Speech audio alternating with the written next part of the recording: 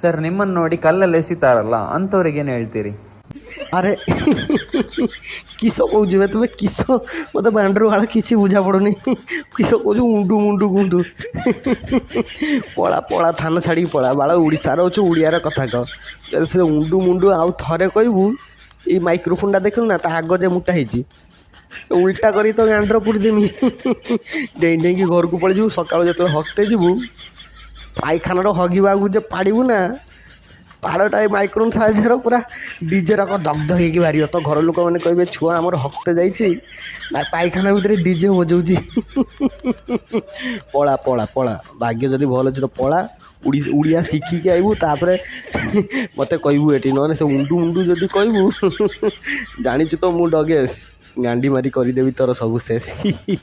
ପଳା ପଳା ବୋଉ ବୋଉ ଇ ଉ